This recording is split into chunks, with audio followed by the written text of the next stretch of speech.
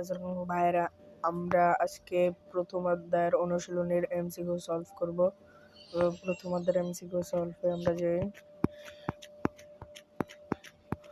MCQ সলভের আগে তোমরা এই চার্টটি ভালোভাবে পড়ে নেবে। এই চার্টটা অনেক গুরুত্বপূর্ণ।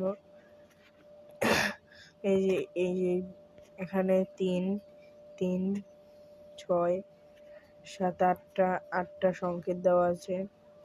এর ঝুঁকি মোকাবেলা ইত্যাদি পড়ে নেব, তাহলে এমসিকিউ সলভ করতে আরো সহজ হয়ে যাবে।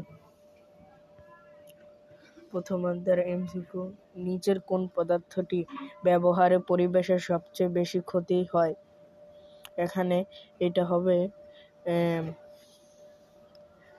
হবে কীটনাশক।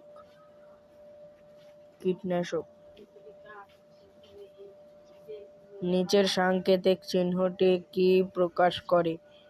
নিচের সাংকেতিক চিহ্নটি দাহ্য পদার্থ নির্দেশ করে। এই উত্তরটাই যেখানে আছে, এই যে এটা হলো দাহ্য পদার্থ, অ্যালকোহল, ইথার ইত্যাদি দাহ্য পদার্থ। এসব পদার্থ দ্রুত আগুন ধরে যেতে পারে, তাই এদের আগুন এবং তাপ থেকে সব সময় দূরে রাখতে হবে। এই যে এটা। আর 3 নম্বরে, নিচের কোন চিহ্নটি তেজস্ক্রিয় পদার্থ? এখানে নিচের প্রথমে এটা হলো একটা হাতের ভিতরে ক্ষত সৃষ্টি করার জন্য, এটা হলো ক্ষত সৃষ্টিকারী চিহ্ন, এইটাও না। তারপর এটা হলো কীটনাশকের, এইটা হলো পরিবেশের ক্ষতিকরের চিহ্ন।